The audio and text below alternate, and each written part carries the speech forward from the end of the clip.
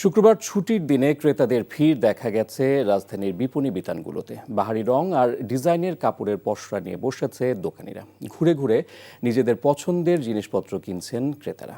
ঈদ কেনাকাটার আরও খবর জানাচ্ছেন ওবায়দুল্লাহ মামুন। নবম রমজান, অন্যদিকে শুক্রবার সাপ্তাহিক ছুটির দিন হওয়াতে সকাল থেকেই রাজধানীর বিপণী বিতান ছিল ক্রেতাদের উপচে পড়া ভিড়। অনেকেই পরিবারের সদস্যদের গ্রামের বাড়িতে পাঠাবেন, তাই আগেই ঈদের কেনাকাটা শেষ করতে মার্কেটে এসেছেন। পাঞ্জাবি ছাড়া পুরুষের ঈদের পরিপূর্ণতা পায় না, তাই তো পাঞ্জাবির দোকানগুলোতে পুরুষ ক্রেতাদের ভিড় চোখে পড়ার মতো। অনেকে আবার বাবা ছেলে ম্যাচিংয়ের কাপড় খুঁজছেন। দুই ছেলে বাবা একই ম্যাচিং করে কিনবো। মাত্র মার্কেটে আসছি, এখন মোটামুটি দুই একটা দোকান দেখছি, আরো দেখতেছি। পাঞ্জাবি কিনতে আসছিলাম, কিন্তু এখনো পাঞ্জাবি পাচ্ছি না। দেখতেছি, আব্বুর সাথে আসছি পাঞ্জাবি কিনতে, কিন্তু পাঞ্জাবির কালেকশন এবার অনেক ভালো।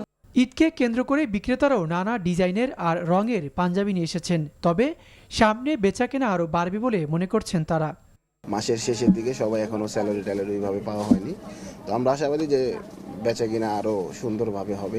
আমাদের আপনার পাঞ্জাবি আছে, কাবলি আছে, জুব্বা আছে, সাদার ভিতর আছে, আপনার পার্টি পাঞ্জাবি আছে, আর অনেক ধরনের কালেকশন আছে। বরাবরের মতো মার্কেটগুলোতে নারীদের উপস্থিতি ছিল বেশ। শাড়ি, থ্রি পিস, বাচ্চাদের পোশাক দেখছেন তারা।